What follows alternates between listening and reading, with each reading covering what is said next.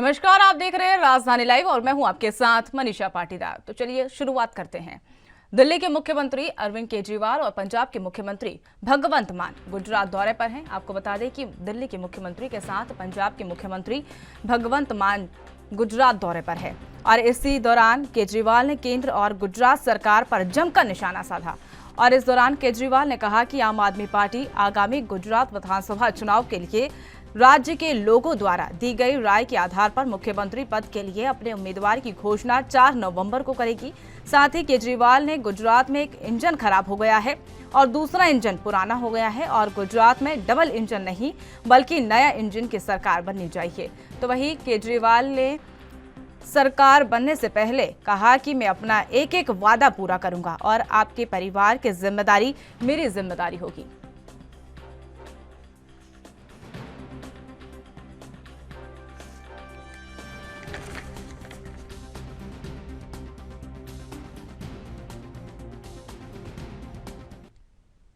इस खबर पर और अधिक जानकारी के लिए हमारे साथ दिल्ली से राजीव तिवारी जुड़ चुके हैं। जी राजीव, मुख्यमंत्री अरविंद केजरीवाल गुजरात दौरे पर है और वहां पर उन्होंने बीजेपी पर निशाना साधा और निशाना साधते हुए कहा कि गुजरात में एक इंजन खराब हो चुका है, एक पुराना हो चुका है और अब जो नया मार्केट में आएगा वो आपको आएगा। यहाँ पर जिस तरीके से लगातार कहीं ना कहीं आम आदमी पार्टी जो है वो लगातार अपने वजूद जो है वो बढ़ाने की कोशिश कर रही है और यही चीज कह सकते हैं अरविंद केजरीवाल के द्वारा गुजरात के अंदर भी देखने को मिल रही है। क्योंकि यहाँ पर गुजरात के अंदर भी जाकर जिस तरीके से अरविंद केजरीवाल लगातार कहीं ना कहीं भाजपा और यहाँ तक कि और कांग्रेस को कहीं ना कहीं घेरने की कोशिश कर रहे हैं और यहाँ तक कि ये भी कहा गया जनसभा के दौरान कि दोनों ही इंजन जो है वो पुराने हो चुके हैं, यानी कि एक इंजन जो है वो खराब हो चुका है जिसको वो कांग्रेस का नाम दे रहे हैं और दूसरा इंजन खराब हो चुका है यानी कि भाजपा का इंजन। और तीसरी बात करें यहाँ पर नए इंजन की, तो वो कहीं ना कहीं अपना विकल्प यानी कि आम आदमी पार्टी का विकल्प जो है वो जनता के सामने रखते हुए नजर आ रहे हैं। और लगातार ये भी कहा जा रहा है कि आम आदमी पार्टी की तरफ से कि अगर गुजरात के अंदर चुनाव सरकार बनती है तो कहीं ना कहीं जो उनके वादे हैं जो उन्होंने जनता से किए हैं वो ही सबसे पहले पूरा किया जाएगा। और कहीं ना कहीं जो कहते हैं हर परिवार के लगभग 27,000 रुपए बचत करने की बात भी की जा रही है। यहाँ पर जिस तरीके से लगातार शिक्षा के क्षेत्र के अंदर कहीं ना कहीं उन्होंने कहा कि 10,000 रुपए शिक्षा के बचेंगे आपके, और यहाँ तक कि स्वास्थ्य की बात करें तो वहां पर भी 5,000 रुपए बचेंगे। मगर यहाँ पर जिस तरीके से बिजली फ्री है वो वही कहीं ना कहीं 300 यूनिट 3,000 रुपए जो है वो बचते हुए नजर आएंगे, यानी कि 200 यूनिट जो है वो कहीं ना कहीं बचाने की बात की जा रही है। तो कहीं ना कहीं आम आदमी पार्टी जो है वो लगातार जनता के बीच में अपना वजूद तलाशती हुई नजर आ रही है और लगातार ये भी कहा जा रहा है कि वो लगभग 90 से पार जो है वो गुजरात के अंदर सीट ला सकते हैं। और कहीं ना कहीं जनता से अपील भी की जा रही है कि जनता अगर आम आदमी पार्टी को चुनती है तो एक जोरदार धक्का दीजिए ताकि 150 से करीब जो है वो कहीं ना कहीं सीट जो है वो गुजरात के अंदर आए। यानी कि जो पंजाब के अंदर देखने को मिला एक तरफा आम आदमी पार्टी को वोट मिला, दिल्ली के अंदर भी वही चीज देखने को मिलती, एक तरफा वोट मिला था, वही चीज अब वो गुजरात के अंदर भी अपनाना चाहते हैं। और कहीं ना कहीं गुजरात की जनता से भी यही चाहते हैं कि वो पुराने इंजनों को और जो खराब इंजन है उनको छोड़कर नए इंजन का जो विकल्प है वो कहीं ना कहीं तलाशते नजर आए। जी, जैसा कि आपने कहा कि जनता से जुड़ने का काम जो है आम आदमी पार्टी कर रही है, तो इसी बीच अगर कहा जाए तो जनसभा के को संबोधित जब केजरीवाल कर रहे थे उस दौरान उन्होंने कहा था कि लक्ष्मी जी और गणेश जी की फोटो जो है वो नोटों पर लगनी चाहिए। तो क्या ये चुनाव से पहले केजरीवाल का हिंदुत्व कार्ड खेला जा रहा है? देखिए यहाँ पर जिस तरीके से चुनाव की बात करें तो चुनाव से पहले ही जिस तरीके से दिवाली पर कह सकते हैं अरविंद केजरीवाल ने कहा था कि हर कह सकते हैं अपने जो इंडियन नोट है या फिर क्या है हिंदुस्तानी जो नोट है उनके ऊपर लक्ष्मी जी और गणेश जी की कह सकते हैं तस्वीर होनी चाहिए गांधी जी के साथ। मगर यहाँ पर इसको लेकर कहीं ना कहीं विवाद भी देखने को मिला और अरविंद केजरीवाल ने जनसभा के अंदर यह भी कहा कि जो विपक्षी पार्टियां हैं वो कहीं ना कहीं जमकर उनको आलोचना करती हुई नजर आ रही है, मगर कहीं ना कहीं जनता के लिए कहीं ना कहीं वो फायदे वाली बात कर रहे हैं। और यहाँ तक कि जो बचत है उसको कहीं ना कहीं बढ़ाने की बात की जा रही है, क्योंकि आम आदमी पार्टी जो है दिल्ली के अंदर भी कहीं ना कहीं 200 यूनिट जो है वो जनता के लिए फ्री दी जाती है। बेशक उन्होंने सब्सिडी का माध्यम जो है वो बदल दिया कि जिनको सब्सिडी चाहिए वो मिलती हुई नजर आएगी। और मगर यहाँ पर जिस तरीके से स्वास्थ्य की बात करें, शिक्षा की बात करें तो वहां पर जरूर कुछ बदलाव जरूर किया गया, जिससे कहीं ना कहीं जो सरकारी स्कूलों के अंदर बच्चे नहीं जा पाते थे या फिर परिजन नहीं भेजते थे, सिर्फ प्राइवेट स्कूलों के अंदर ही शिक्षा को बेहतर माना जाता था। मगर वो चीज दिल्ली के अंदर जरूर बेहतर की गई, मगर वही चीज जो है वो गुजरात के अंदर भी अपनाना चाहते हैं, ताकि गुजरात की जनता को भी कहीं ना कहीं विकल्प मिलता हुआ नजर आए। उनकी जो शिक्षा की बात है, या फिर कहे स्वास्थ्य की बात है, या फिर कहे बिजली की बात करें, या फिर कहे जो महिलाओं के लिए बस दिल्ली के अंदर बसों के अंदर किराया फ्री दिया जाता है, तो वो भी कहीं ना कहीं वही चीज जो है अपनाने की बात की जा रही है। और कहीं ना कहीं जनता के सामने एक विकल्प जो है नए इंजन के तौर पर आम आदमी पार्टी को रखा जा रहा है। जी जी, जैसे कि आम आदमी पार्टी को जनता के सामने वो नया वजूद जो है वो पेश करने की कोशिश कर रही है। तो देखा जाए, जैसे चुनाव की बात कर लें, तो चुनाव गुजरात में बिगुल बजने से पहले जो आम आदमी पार्टी के द्वारा कयास लगा जा रहे हैं और चुनावी जो वहां पर रणनीतियां करी जा रही है, उसी तौर पर हम बात करते हैं पंजाब में, जैसे सीएम फेस के साथ उन्होंने नई रणनीति बनाई है। तो क्या गुजरात में भी ऐसी ही नई कुछ रणनीति लेकर आम आदमी पार्टी वहां पर जाएगी? इसको लेकर पूरी जानकारी। देखिए, यहाँ पर बात करें पंजाब की, तो पंजाब के अंदर जिस तरीके से आम आदमी पार्टी ने अपना मजबूत तलाशा और उसके बाद में कहीं ना कहीं सरकार बनाने में भी सफल रहे, वही चीज अब वो गुजरात के अंदर भी अपनाना चाहते हैं, क्योंकि गुजरात के अंदर भी जनता के सामने विकल्प जरूर रखा जा रहा है। और यहाँ तक कि ये भी कहा जा रहा है कि एक हेल्पलाइन, कह सकते हैं एक नंबर दिया जा रहा है, जिसके माध्यम से वो अपना जो सीएम है उसको चुन सकते हैं, ईमेल आईडी के द्वारा भी अपना सीएम चुन सकते हैं। अगर जनता ज्यादा से ज्यादा सीएम चुनती है, यानी कि आम आदमी पार्टी को चुनती है, तो कहीं ना कहीं साफ होता हुआ नजर आएगा कि गुजरात के अंदर भी आम आदमी पार्टी आएगी। मगर यहाँ पर बात करें भाजपा की, तो भाजपा अभी तक गुजरात के अंदर शासित रही है, और कहीं ना कहीं भाजपा भी चाहेगी कि उनका जो कह सकते हैं स्तंभ है वो ना डामाडोल हो, और कहीं ना कहीं नई पार्टी को मौका ना मिले। मगर यहाँ पर आरोप प्रत्यारोप के साथ साथ कहीं ना कहीं चुनावी जो प्रचार है, या फिर कहें कुछ चुनावी जो जनसभाएं है, उसके अंदर कहीं ना कहीं जनता को लुभाने के लिए बड़े बड़े वादे जरूर किए जा रहे हैं, चाहे भाजपा की तरफ से बात करें, या कांग्रेस की तरफ से बात करें, या आम आदमी पार्टी की तरफ से बात करें। मगर यहाँ पर जिस तरीके से पुराने इंजन या फिर कहें खराब इंजन की बात की गई, उससे तो साफ जाहिर है कहीं ना कहीं दोनों ही पार्टियों को छोड़कर नई पार्टी यानी कि नए इंजन की तरफ आए, और जो रफ्तार नए इंजन के अंदर होती है वही चीज वो अपनी पार्टी के द्वारा कहीं ना कहीं जनता तक पहुंचाने की कोशिश कर रहे हैं। जी जी राजीव तिवारी, बहुत बहुत धन्यवाद तमाम जानकारी साझा करने के लिए। तो आपको बता दें, दिल्ली के उप मुख्यमंत्री और आम आदमी पार्टी के वरिष्ठ नेता मनीष सिसोदिया ने पत्रकार वार्ता कर भारतीय जनता पार्टी पर देश में विधायकों की खरीदने की साजिश का आरोप लगाया है। इसी के साथ दिल्ली के उप मुख्यमंत्री ने एक ऑडियो के आधार पर दावा किया कि आम आदमी पार्टी के 43 विधायकों को खरीदने की कोशिश की जा रही थी। वही यह मामला नहीं है, और जब आप नेता भारतीय जनता पार्टी पर विधायकों को खरीदने का आरोप लगा रहे हैं, इससे पहले भी इस तरह के आरोप सीएम अरविंद केजरीवाल और मनीष सिसोदिया समेत तमाम आप नेता लगा चुके हैं। उप मुख्यमंत्री मनीष सिसोदिया की पत्रकार वार्ता के दौरान 27 अक्टूबर को स्वामी रामचंद्र भारती, सिमैया और नंद किशोर 100 करोड़ रुपए की भारी भरकम धनराशि के साथ वहां पर पकड़े गए। आरोप है कि ये तीनों तेलंगाना राष्ट्र समिति के 4 विधायकों के साथ डील कर रहे थे।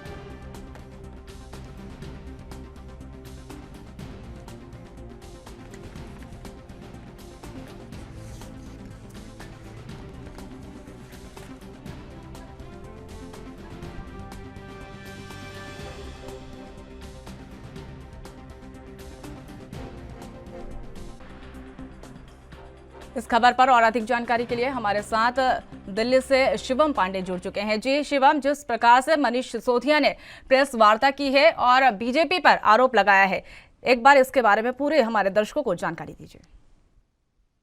बता देना चाहता हूँ, हिमाचल और गुजरात विधानसभा चुनाव पास आते ही आम आदमी पार्टी और बीजेपी में एक जबरदस्त हमला बोला जा रहा है। कल दिल्ली के उप मुख्यमंत्री मनीष सिसोदिया ने प्रेस वार्ता में बीजेपी पर एक बड़ा आरोप लगाया है। उन्होंने कहा कि हमारे 43 विधायक खरीदने का आरोप चल रहा है। इसको लेकर उन्होंने कहा कि बीजेपी इतना पैसा लाती कहां से।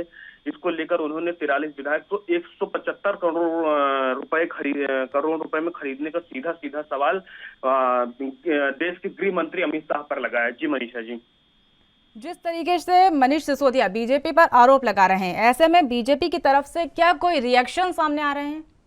अभी तक तो इसकी कोई रिएक्शन किसी नेता का नहीं आया, क्योंकि उनका कहना है कि आम आदमी पार्टी लगातार आरोप लगाती रहती है, जिसको फर्क नहीं पड़ता, क्योंकि आम आदमी पार्टी ऐसी पार्टी जो काम करना नहीं चाहती है। लेकिन मनीष सिसोदिया ने वही एक जबरदस्त आरोप देश के गृह मंत्री अमित शाह पर लगा रहे हैं कि हमारे 43 विधायकों को आम आदमी पार्टी बीजेपी पार्टी खरीदना चाहती है, वो भी लोटस बनाना चाहती है, दिल्ली ऑपरेशन लोटस बनाना चाहती है, जिसको लेकर उन्होंने एक जबरदस्त हमला बोला है। जी जी, जैसे कि देखा जा रहा है कि बीजेपी पर खरीद फरोख्त का आरोप लगा रही है आम आदमी पार्टी, तो क्या ये चुनाव के दौरान बीजेपी को घेरने की कोशिश दिख रही है? बिल्कुल जी, आप सही कहा कि चुनाव जैसे हिमाचल और गुजरात चुनाव नजदीक आ रहे, आरोप प्रत्यारोप की राजनीति लगती जा रही है। वही आरोप प्रत्यारोप की राजनीति में आज आप देख सकते हैं कि एक महापर्व, छठ महापर्व मनाया जा रहा है, लेकिन बीजेपी कहीं ना कहीं आम आदमी पार्टी को यमुना साफ करने में कहीं ना कहीं छोड़ रही है, उसको हरदम घेरती नजर आ रही है।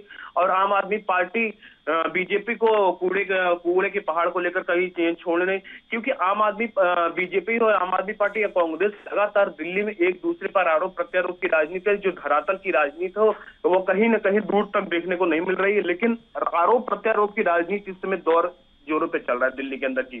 जी शिवम पांडे, तमाम जानकारी साझा करने के लिए बहुत बहुत धन्यवाद।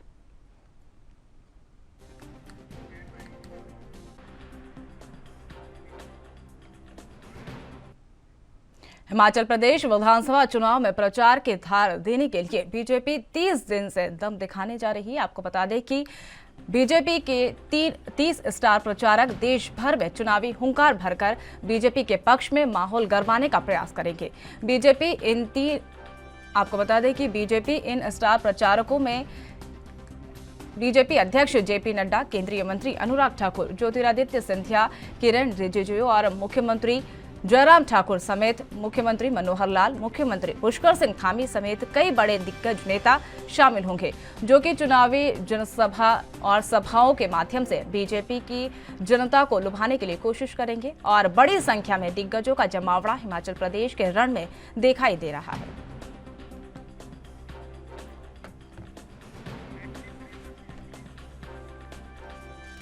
आपको बता दें, हिमाचल प्रदेश में विधानसभा चुनाव में प्रचार को धार देने के लिए बीजेपी 30 का दम दिखाने जा रही है। वहीं बीजेपी ने 30 स्टार प्रचारकों को प्रदेश भर में चुनावी हुंकार भरने के लिए बीजेपी के पक्ष में माहौल गरमाने का प्रयास किया। और बीजेपी ने स्टार प्रचारकों के रूप में बीजेपी के राष्ट्रीय अध्यक्ष जेपी नड्डा, केंद्रीय मंत्री अनुराग ठाकुर, ज्योतिरादित्य सिंधिया, मुख्यमंत्री जयराम ठाकुर, मुख्यमंत्री मनोहर लाल, मुख्यमंत्री पुष्कर सिंह धामी समेत कई बड़े दिग्गज नेता जो है प्रसार करने के लिए जुटा दिए गए हैं, जो कि चुनावी जनसभाओं को संबोधित करेंगे और बीजेपी के पक्ष में जनता को आकर्षित करेंगे। और वही बड़ी संख्या में दिग्गजों का जो जमावड़ा है हिमाचल के रण में देखने को मिल रहा है।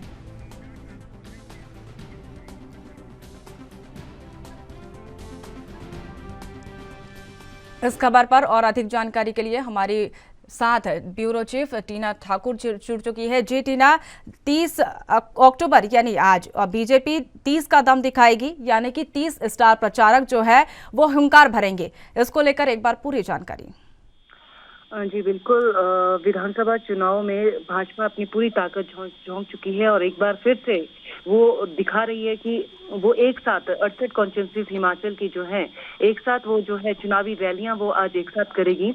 और इसमें जो 30 स्टार प्रचारक है उनको ये जिम्मा दिया गया है, उनको ये जिम्मेदारी दी गई कि 68 कॉन्स्टिट्यूंसीज में वो एक साथ रैलीज करे और विपक्ष के खिलाफ हमला बोले और जनता को बताए डबल इंजन के फायदे, क्योंकि अपना रिपोर्ट कार्ड लेकर भारतीय जनता पार्टी एक बार फिर जनता के बीच में है और अपना रिपोर्ट कार्ड लेकर जाए, जनता को बताएं कि क्यों डबल इंजन की जो सरकार है या भाजपा की सरकार, इसको क्यों हिमाचल में रिपीट करना है। तो ऐसे में आज काफी ये दिलचस्प रहेगा। एक साथ ऐसा पहली बार हिमाचल में होने जा रहा है कि एक साथ 68 कॉन्स्टिट्यूंसीज में कोई पार्टी कोई रैलीज करने जा रही है। सारी कॉन्स्टिट्यूंसीज को आज रैलीज से जोड़ेगी हिमाचल भाजपा।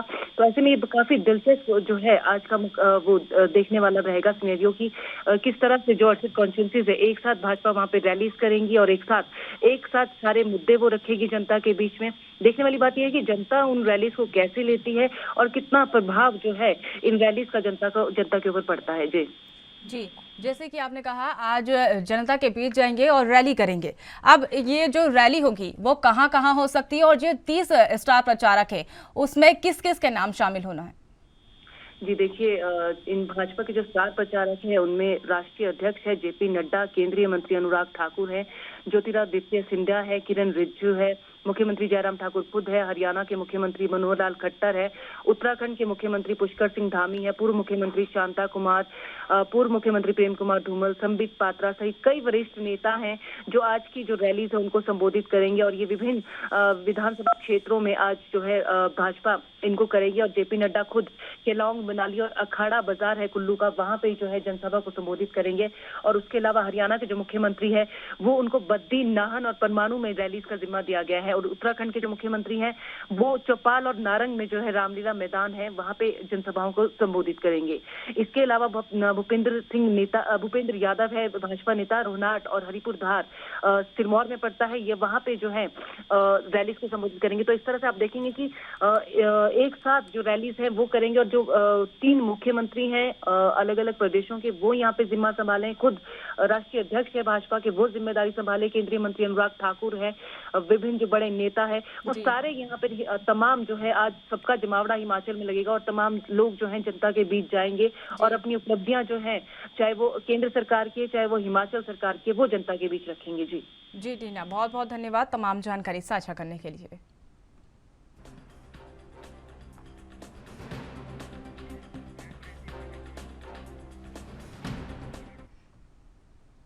छठ पर्व का आगाज हो चुका है। छठ पूजा इस साल पूरे मुंबई में 81 स्थानों पर मनाई जा रही है, जिसमें सबसे ज्यादा भीड़ जुहू चौपाटी पर होने की उम्मीद जताई जा रही है। इसके मद्देनजर प्रशासन ने खास इंतजाम किए हैं, जबकि भीड़ को देखते हुए मुंबई पुलिस ने पूरे शहर में सुरक्षा के कई इंतजाम किए हैं। और वहीं सीपी लॉ एंड ऑर्डर विश्वास पाटिल ने बताया कि महानगर में यातायात की व्यवस्था की जाएगी। और उन्होंने कहा कि 31 अक्टूबर की सुबह हाई टाइड होगा और वही समुद्र किनारे पर लाइफ गार्ड भी लगाया जाएगा। आपको बता दें कि छठ पूजा की शुरुआत नहाय खाए से हो चुकी है और आज भगवान सूर्य को अर्घ्य दिया जाएगा।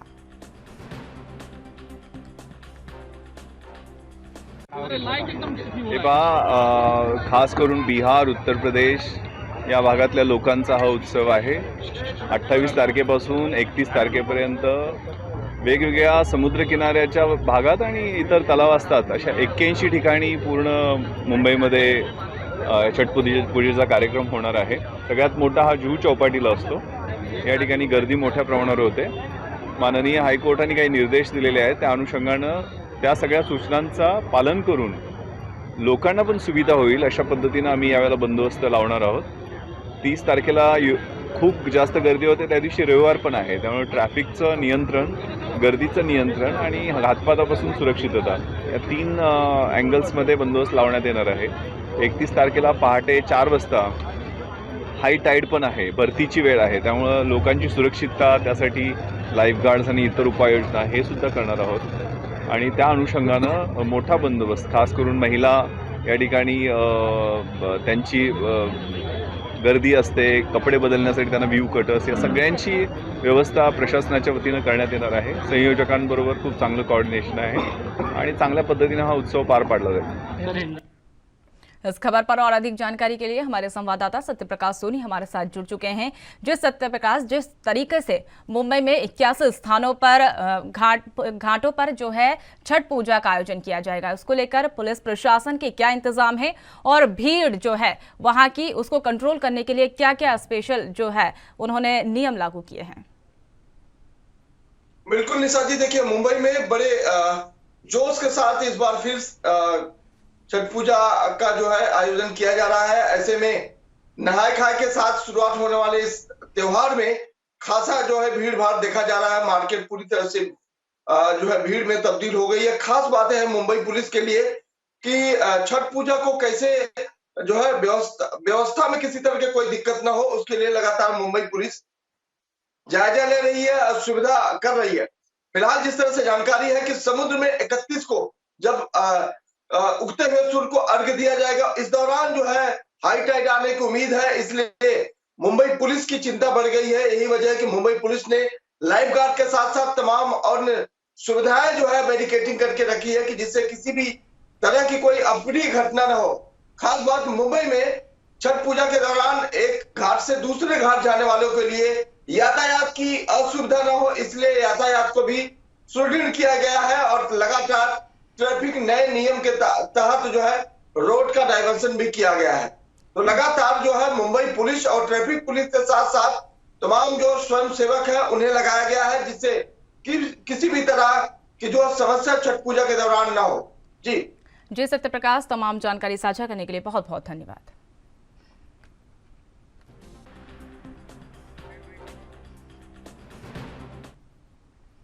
उत्तराखंड अधीनस्थ सेवा चयन आयोग यानी कि यूकेएसएससी की परीक्षा लीक मामले में संगठित गिरोह में मास्टरमाइंड और जमानत मिल चुकी आरोपियों पर कठोर कार्रवाई के लिए एसटीएफ और अब हाईकोर्ट का रुख करेगी। वहीं दरअसल इस मामले में अब तक 18 लोगों को जमानत मिल चुकी है, जिसके बाद विपक्ष लगातार बीजेपी पर निशाना साध रहा है। इसी बीच एसटीएफ जिला कोर्ट ने ऐसे संगठित गिरोह को चलाने वाले माफियाओं की जमानत के खिलाफ हाईकोर्ट में अपील करेगी। आपको बता दें कि एसटीएफ ने कुल 42 लोगों को स्नातक परीक्षा लीक प्रकरण में गिरफ्तार किया है। अधीनस्थ सेवा चयन आयोग द्वारा साल 2021 में आयोजित वीडीओ भर्ती पेपर लीक मामले में जांच जारी है और अभी हाल ही में एसटीएफ ने 42वें अभियुक्त योगेंद्र सिंह निवासी धामपुर को परीक्षा लीक प्रकरण संलिप्त पाए जाने पर गिरफ्तार कर लिया है।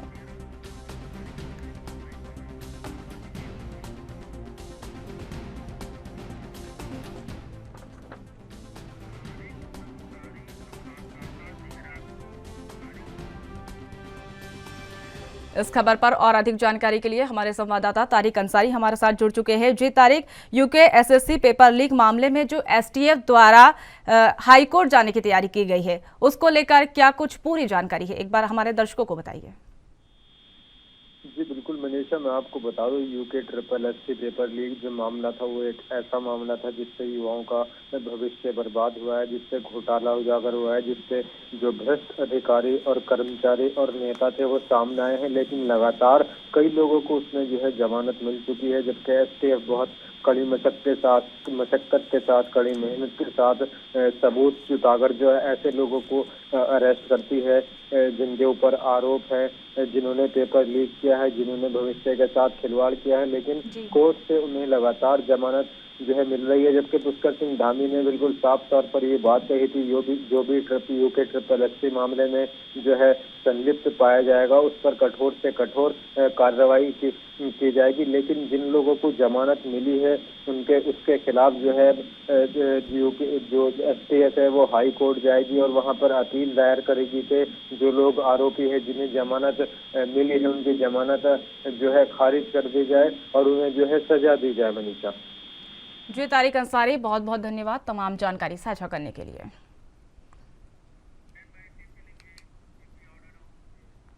डेमोक्रेटिक आजाद पार्टी की गतिविधियों को तेज देने और जनसभा जनप्रतिनिधियों के मंडल के जरिए जनसंपर्क अभियान को तेजी देने के लिए पार्टी के चेयरमैन गुलाम नबी आजाद 10 दिन के लिए तूफानी दौरा करने जा रहे हैं। आजाद का 10 दिवसीय दौरा 31 अक्टूबर से शुरू होगा। गुलाम नबी आजाद का अधिक ध्यान चिनाब घाटी के इलाकों में होगा। वहीं 5 दिन का समय चिनाब घाटी के डोंडा, रामबन और किश्तवाड़, भद्रवाह समेत कई इलाकों में बिताएंगे और उसके बाद आजाद स्वयं भद्रवाह के रहने वाले हैं और कांग्रेस छोड़कर डेमोक्रेटिक आजाद पार्टी में शामिल हुए हैं। और वहीं कांग्रेस के नेता चिनाब घाटी से भी आते हैं, जिसके चलते डेमोक्रेटिक आजाद पार्टी का चिनाब घाटी से अच्छा संपर्क मिल सकता है।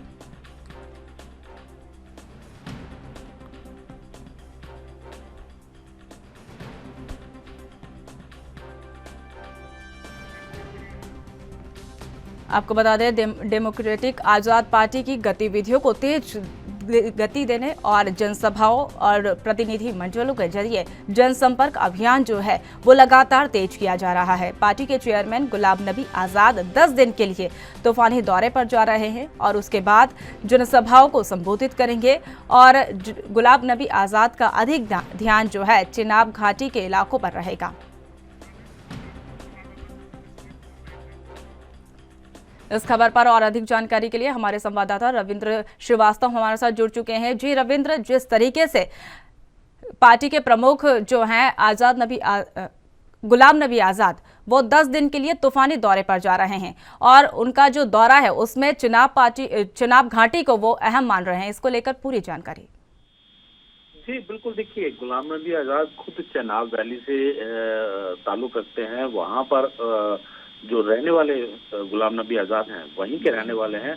और मैं आपको बताऊं तो ये इसी वजह से इन्होंने अब यानी कहा जाए 2 अक्टूबर से लेकर ये तूफानी दौरा जो है वो करेंगे, क्योंकि जिस प्रकार से गुलाम नबी आज़ाद ने कांग्रेस छोड़ी थी और उसके बाद उन्होंने अपनी नई पार्टी का गठन किया और उसमें हालांकि कांग्रेस के कई कदावर नेता जो हैं वो गुलाम नबी आज़ाद के साथ जुड़े और जिस प्रकार से लगातार कयास लगाए जा रहे हैं कि जल्द ही चुनाव हो सकते हैं, तो उसको देखते हुए गुलाम नबी आज़ाद जो हैं वो नहीं चाहते हैं कि उनकी पार्टी को बहुमत ना मिले। लेकिन जिस प्रकार से अब लगातार वो दौरे करेंगे तो इससे जनसभाएं भी करेंगे, तो अपनी पार्टी का एक तो लोगों के बीच में जाएंगे अपनी पार्टी को लेकर, और साथ ही में जो उनके अपने वायदे हैं वो लोगों के बीच में रखेंगे। तो देखा जाए तो काफी आज कहा जाए तो आज गुलाम नबी आज़ाद जो हैं दिल्ली से जम्मू पहुंच रहे हैं और पहले श्रीनगर के कश्मीर के प्रतिनिधि मंडलों से मिलेंगे और फिर जी श्रीवास्तव, तमाम जानकारी साझा करने के लिए बहुत बहुत धन्यवाद। तो फिलहाल राजधानी लाइव में मेरे साथ इतना ही। तमाम जानकारी के लिए बने रहिए हमारे साथ। नमस्कार।